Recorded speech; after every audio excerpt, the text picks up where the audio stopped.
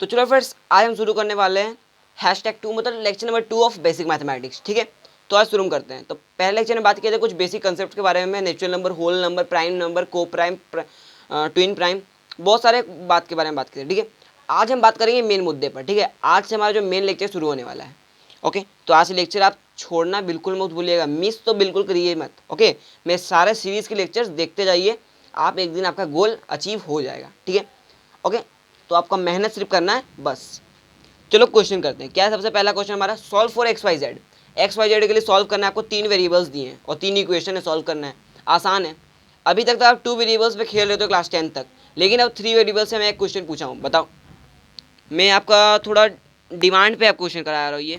ठीक है, बताओ क्या आएगा क्वेश्चन का आंसर। चलो ट्राई करते हैं हम। तो सबसे पहले आपको फॉर्मूला तो याद होगा। क्या याद होगा? फॉर्मूला क्या, XY1 Z। ये फॉर्मूला कुछ याद आ रहा है? और नीचे हम क्या लिखते थे? हाँ, B1C2 माइनस B2C1, ऐसा या लिखते थे ना। ऐसा कुछ फॉर्मूला याद आ रहा है? यही फॉर्मूला बेस आप क्वेश्चन कर लो, आंसर आ जाएगा।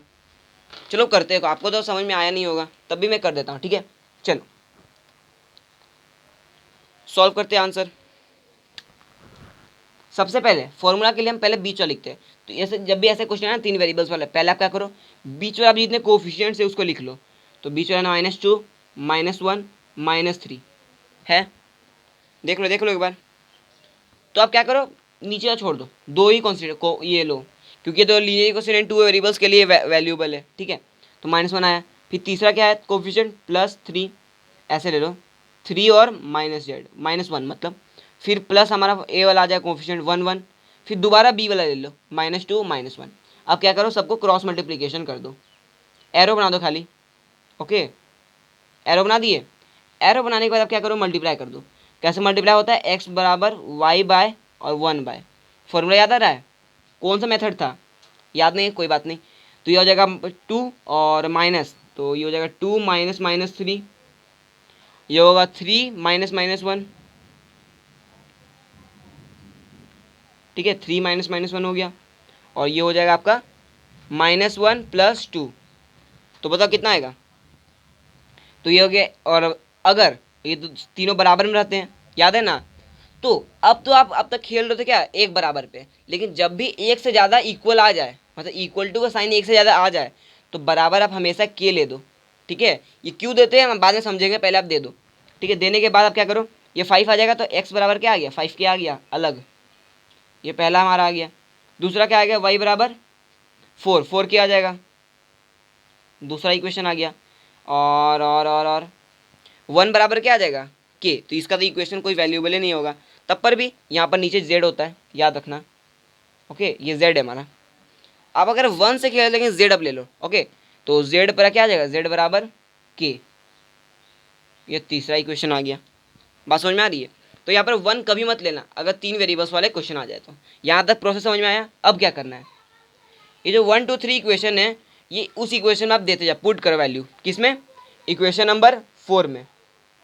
तो पुटिंग वैल्यूज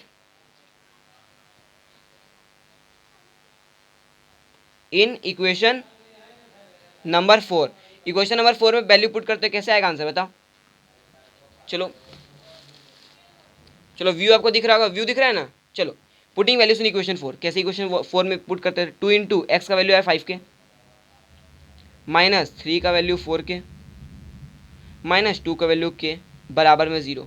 इसको सॉल्व करो पहले। तो अगर आप इसको सॉल्व करोगे तो आपका आ जाएगा आंसर 0। तो क्या आ गया आंसर, 0 बराबर 0 आ रहा है ना आंसर। 10 के -12 के -2 के +2 के माइनस ये, तो कितना आ जाएगा? अरे भैया 0 आएगा ही ना, ये +2 के, सॉरी +2 के। ओके, यहाँ पर प्लस कर दो, नहीं तो आपका आंसर भी नहीं आएगा। ये प्लस कर दो। ठीक है, तो 0 आ गया ना आंसर, 0 बराबर 0। अब क्या करना है मुझे बता दो। 0 बराबर 0 कभी भी ये बराबर हो सकता है, तो आपका आंसर क्या आएगा, 0। बताओ बताओ, 0 बराबर 0 आया, तब का आंसर क्या आया? ये जो आप प्रोसेस की हो ना, ये गलत है।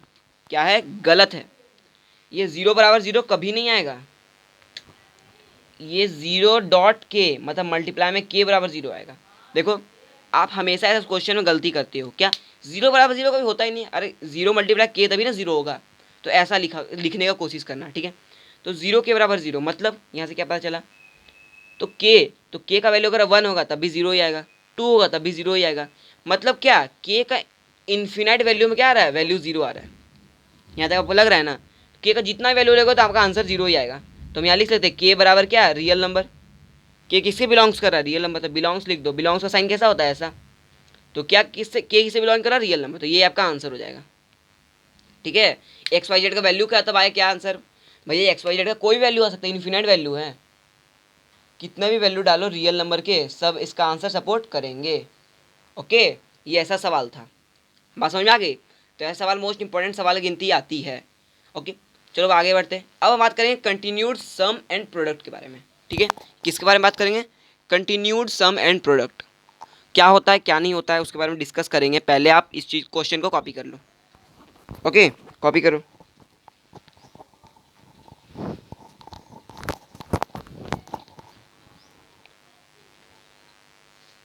चलो अब बात करते हैं कंटिन्यूड सम एंड प्रोडक्ट। तो कंटिन्यूड सम का मतलब होता है सिग्मा और कंटिन्यूड प्रोडक्ट का मतलब प्रॉड। मैं पहले बता चुका पिछले लेक्चर में भी, ठीक है। कंटिन्यूड सम मतलब सिग्मा, कंटिन्यूड प्रोडक्ट मतलब प्रॉड। तो सिग्मा और प्रोडक्ट दिख रहा है, साइन भी देख लो, सिग्मा का साइन ये, प्रोडक्ट का साइन ये, पाई के जैसा होता है, लेकिन पाई क्या होता है, सटा हुआ रहता है, ये हल्का खुला हुआ रहता है। देखो कुछ फॉर्मूलेज या प्रॉपर्टीज बोल सकते हो, याद रखना है आपको। प्रॉपर्टीज का क्या है, सिग्मा ए के नीचे बेस के है और के 1 से n तक है। तो के का वैल्यू पहले 1 पुट करते हैं, फिर n तक मतलब n इन्फिनिटी तक आता है, उसका 2 पुट करेंगे तो ये आएगा, 3 पुट करेंगे तो ये आएगा। मतलब ऐड क्यों हो रहा है, क्योंकि कंटिन्यूड सम है, जब लगातार सम होता है ना तब इस फॉर्मूला का हम यूज़ करते हैं। कहाँ तक जाएगा, an तक जाएगा। ओके, अब इसी चीज़ को प्रोडक्ट में देखते हैं। प्रोडक्ट में क्या होगा, के बराबर 1 से n तक ए के, तो मल्टीप्लाई में जाएगा कहाँ तक, an तक जाएगा, इन्फिनिटी तक, मतलब n टर्म्स तक जाएगा। कहाँ तक जाएगा, n टर्म्स तक। अब देखो अगर के दिया ही हुआ नहीं हो, या तो के दिया तभी ना के का वैल्यू पुट कर रहे थे, लेकिन के का वैल्यू दिया नहीं है और n बराबर 1 से के तक दिया हुआ है, क्या करो क्या करो, देखो क्या केस में किया जाता है। n बराबर 1 मतलब क्या करना है आपको कि n ए टर्म्स ले लो, मतलब n टाइम्स ले लो टर्म्स, तो आपका आंसर आ जाएगा, ठीक है। n टाइम्स ले लोगे तो आपका आंसर आ जाएगा, ठीक है। तो k बराबर 1 है, सॉरी यहाँ पर k लिख लो, ये k बराबर 1 है, यहाँ पर क्या है, n है, ठीक है। तो k का वैल्यू दिया ही नहीं है तो k का वैल्यू मत लो, n तक बोलो तो n टर्म्स तक ले लो, ठीक है। n टाइम्स क्या होगा, a मल्टीप्लाई होगा, n टाइम्स मल्टीप्लाई होगा तो n ए कर देंगे हम, होगा ना, बस आंसर आ गया। तो ये आप प्रॉपर्टीज आपको तीनों याद रहेगा, याद होना चाहिए। अब एक और लाइन सुन लो, क्या है, sigma distributes addition and subtraction. Sigma क्या होता है, डिस्ट्रीब्यूट करता है एडिशन सब्ट्रैक्शन को, लेकिन मल्टीप्लिकेशन डिवीजन को नहीं। ओके, वो बाद में पढ़ेंगे, पहले ये देख लो। सिग्मा डिस्ट्रीब्यूट क्या करता है, एडिशन सब्ट्रैक्शन को करता है। कैसे करता है भैया, फॉर्मूला के द्वारा देखते हैं हम। देखो सिग्मा ए के प्लस बी के है, के 1 से n तक, तो क्या होगा, a1 प्लस बी1 होगा, फिर प्लस होगा a2 प्लस बी2 से, और कहाँ तक जाएगा, एन बी एन तक जाएगा, इन्फिनिटी तक। तो इसको अगर डिस्ट्रीब्यूट करना चाहेंगे दोनों को, तो दोनों डिस्ट्रीब्यूट भी हो जाता है, अलग अलग फॉर्मूला भी बन जाएगा, ठीक है। तो इसीलिए हम बोले हैं कि sigma distributes addition subtraction, okay, लेकिन मल्टीप्लिकेशन डिवीजन का डिस्ट्रीब्यूट नहीं करता है। कैसे नहीं करता है वो भी चलो देख ही लेते हैं आपके सामने ही। तो चलो फ्रेंड्स, अब और आगे पॉइंट्स के बारे में बात करते हैं, ठीक है। देखो एक लाइन में बताया था क्या, सिग्मा डिस्ट्रीब्यूट्स एडिशन सब्ट्रैक्शन, लेकिन क्या बोलता, sigma doesn't distributes multiplication division. Multiplication division को डिस्ट्रीब्यूट नहीं करता। देखो एग्जांपल क्या है, मल्टीप्लाई में है ना, ऐसा हम लिख सकते हैं a1 b1 a2 b2 plus a1 a3 b3 an bn तक। देखो लेकिन ये डिस्ट्रीब्यूट नहीं होगा, इसकी इक्वल नहीं होगा। देखो नॉट इक्वल टू का साइन है। चलो, और डिवीजन में भी इक्वल नहीं होता है, कैसे, डिवीजन का भी आप एग्जाम्पल ले लिए, देखो ये एग्जाम्पल हो जाएगा, और नॉट इक्वल टू ये, बात समझ में आ रही है, तो ये हम कह सकते हैं। ओके, अब हम बात करते हैं कंटिन्यूड प्रोडक्ट के बारे में। कंटिन्यूड सम का तो बहुत सारे प्रॉपर्टीज हम देख लिए। ओके, अब कंटिन्यूड प्रोडक्ट का प्रॉपर्टी देखते हैं, क्या है। देखो प्रॉड k1 n तक a के, ठीक है, इसका प्रॉपर्टी क्या होगा, तो इसमें हम क्या करते थे पता, ये n है, ठीक है। तो अगर यहाँ सिग्मा होता था हम लिखते थे a1 plus a2 plus a3 plus a4 an तक ऐड करते थे, ठीक है। लेकिन यहाँ पर क्या है, मल्टीप्लाई है, मतलब यहाँ पर क्या होगा, मल्टीप्लीकेशन होगा।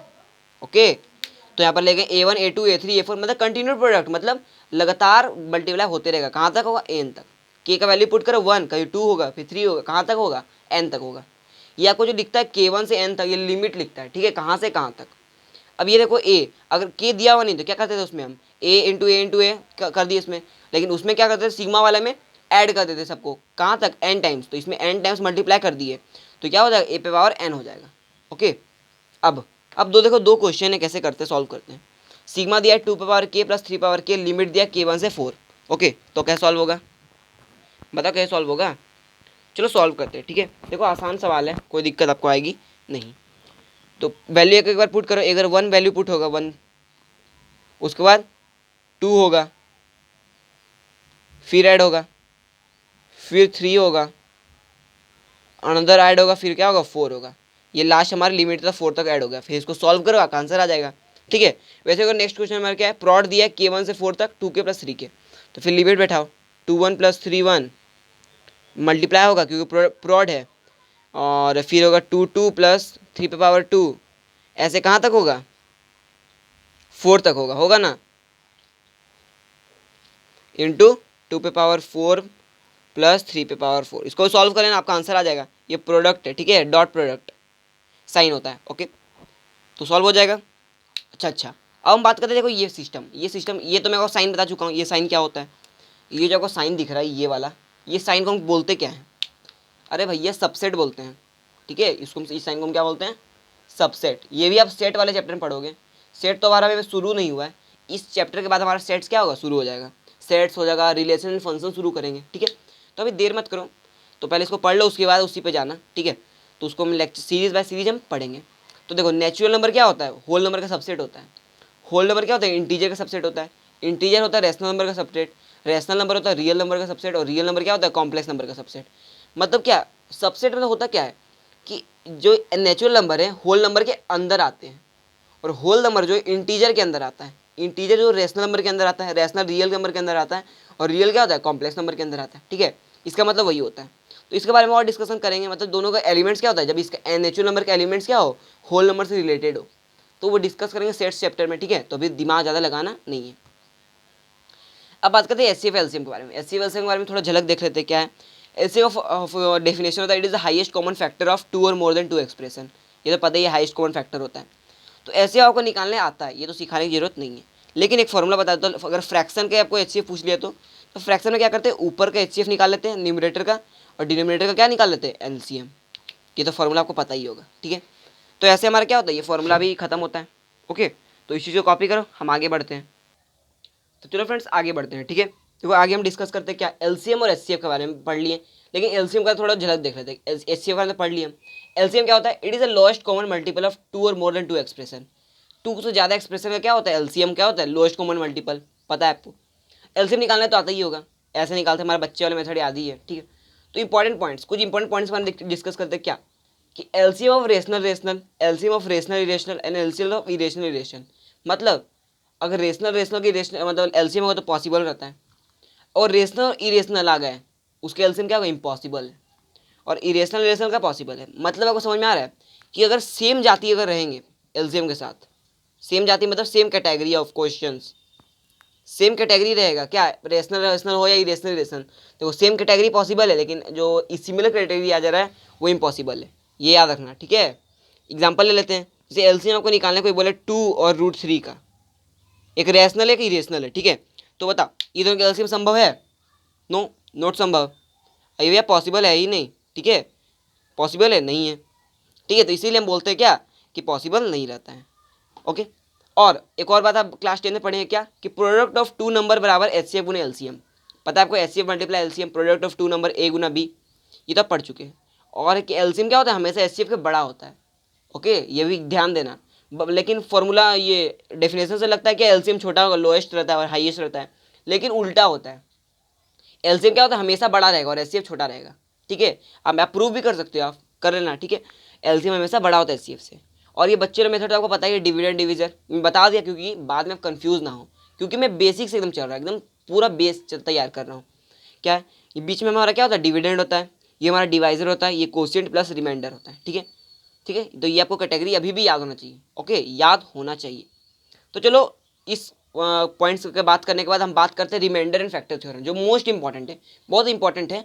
मोस्ट इंपॉर्टेंट नहीं बोलता, मतलब बहुत इंपॉर्टेंट है। ठीक है, तो रिमाइंडर थ्योरम क्या होता है, if p x is divided by x minus a then remainder is p A.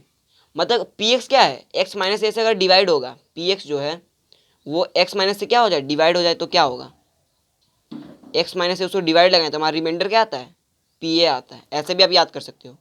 Okay, ये आपका क्या है, रिमाइंडर थ्योरम। ठीक है, फैक्टर थ्योरम उतना इंपॉर्टेंट नहीं है, रिमाइंडर थ्योरम क्या है हमारा मोस्ट अच्छा इंपॉर्टेंट रहता है, क्योंकि इसी पे बेस पे हमारा सवाल आते हैं।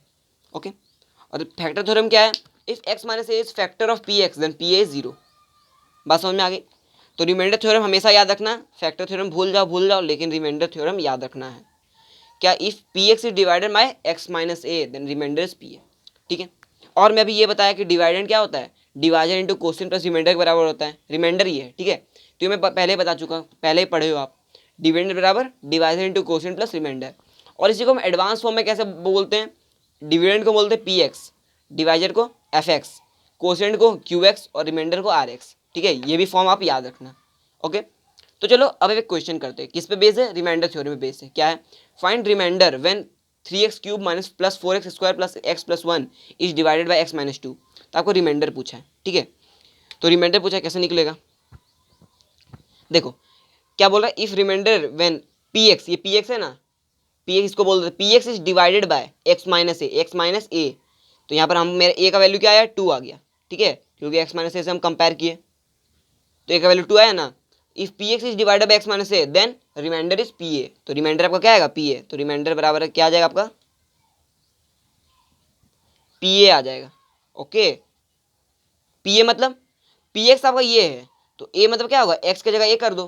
ठीक है, तो ये आपका आंसर आ जाएगा pa cube plus 4a square plus a plus 1। Okay, और a का वैल्यू आपको दिया वही है 2, तो 2 वैल्यू पुट करो, क्या आ जाएगा 8p प्लस ये 3 ना, सॉरी ये 3 है, तो ये आपका आ जाएगा 24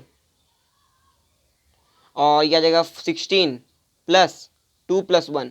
तो ऐड करने पर आपका आंसर कितना आ रहा है बताओ मुझे, ये आ जाएगा 43 आपका आंसर आ गया। ठीक है, तो आपका रिमाइंडर क्या आएगा, 43 आएगा। कितना आसान है, बहुत आसान था ना। तो ऐसे आप सॉल्व कर सकते हो। ओके, तो इसको कॉपी करो और हम आगे बढ़ते हैं इस कॉन्सेप्ट पे।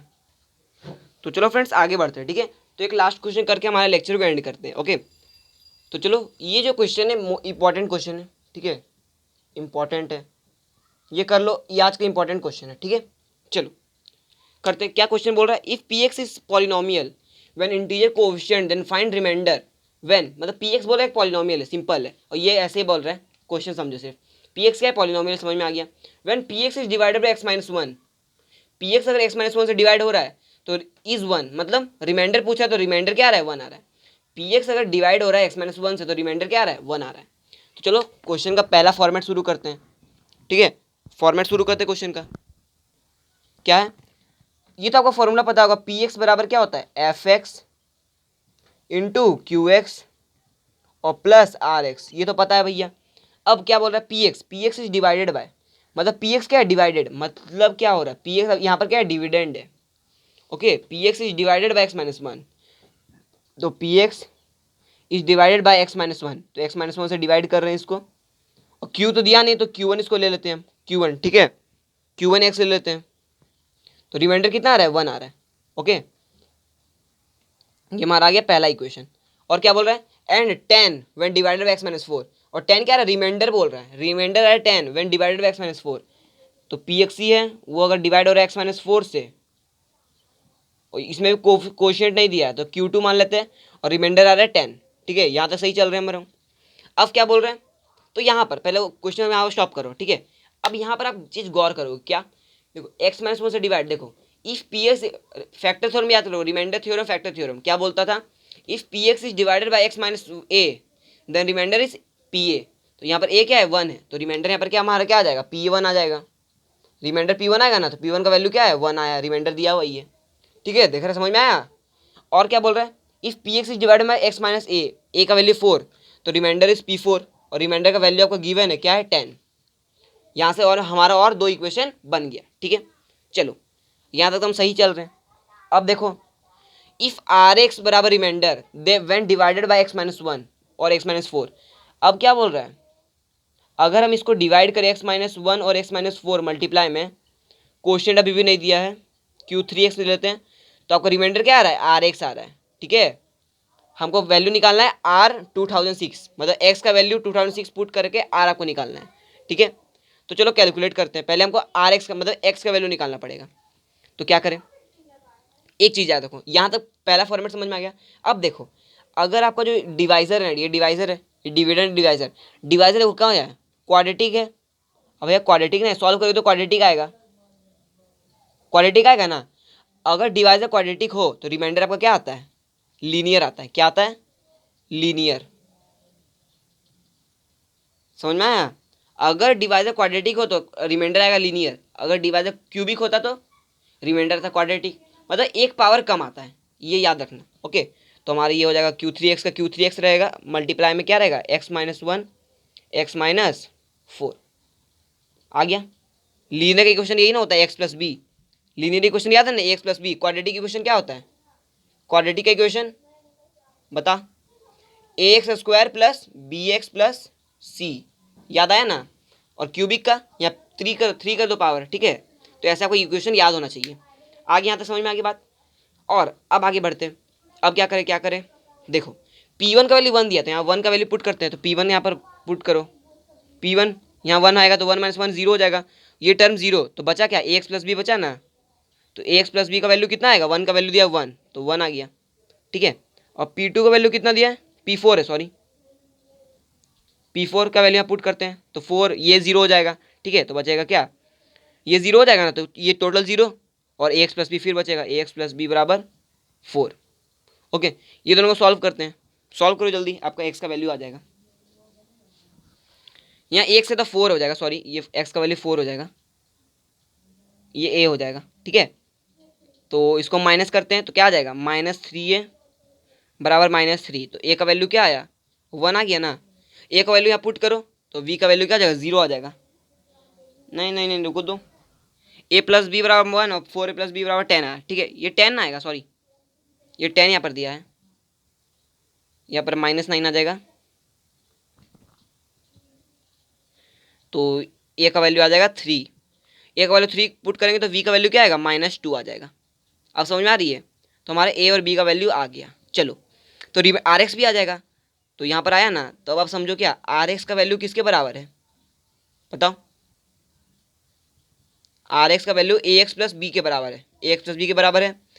तो ए का वैल्यू बी का वैल्यू आ ही गया, तो बताओ ए का वैल्यू पुट करो। और एक्स का वैल्यू हमको पता है, एक्स का वैल्यू भैया नहीं पता है तो कोई बात नहीं, तो यहाँ पुट तो करो। 3x - 2 आया ना, आर एक्स का वैल्यू क्या है, 3x - 2। तो हमारा आर एक्स का वैल्यू 3x - 2। तो पूछा क्या है हमारा, आर 2006। तो एक्स की जगह क्या है हमारा, 2006 है, तो यहाँ एक्स की जगह 2006 कर दो, आपका आंसर आ जाएगा -2। तो इसको सॉल्व करेंगे तो आपका आंसर आ जाएगा, क्या आ जाएगा, 6 3 18 और ये 1 हो जाएगा माइनस में 2, तो आपका आंसर आ जाएगा 6016, ठीक है। ये आपका आंसर आ जाएगा। ओके, आपका 6016 आपका आंसर रहेगा। देखो कितना साधारण सा सवाल था, और देखो लंबा सॉल्यूशन है इसका, दिक्कत नहीं आएगी। ओके, अगर आपको पता होगा, देखो 2 स्टेप में बना है। एक आपको ये पता होना चाहिए, रिमाइंडर फैक्टर थ्योरम और रिमाइंडर थ्योरम, उससे यहाँ ये स्टेज आप कंप्लीट करोगे। फिर और एक बात याद होना चाहिए क्या, कि डिवाइजर क्वाड्रेटिक है तो उससे एक पावर कम क्या होता है, रिमाइंडर होता है, ये आपको पता होना चाहिए। फिर आपको सॉल्यूशन करना आना चाहिए, ठीक है, सॉल्व करना आना चाहिए। फिर आप यहाँ तक आप पहुँच जाएंगे, ठीक है। तो इस क्वेश्चन का आप घर में जाकर या जहाँ भी हो वहाँ पर एक बार और प्रैक्टिस करना, तब आपसे क्या हो जाएगा, अच्छे से याद हो जाएगा या सॉल्व हो जाएगा, ठीक है। इसका कंसेप्ट इंपॉर्टेंट है, ये 2 कंसेप्ट पे बेस्ड सवाल था। ओके, तो आज के लिए इतना ही रहने दो। ओके, और सब्सक्राइब कर देना हमारे चैनल को, लाइक कर देना, ठीक है। तो आज के लिए इतना ही, पढ़ाई करते रहिए, ऑल द वेरी बेस्ट।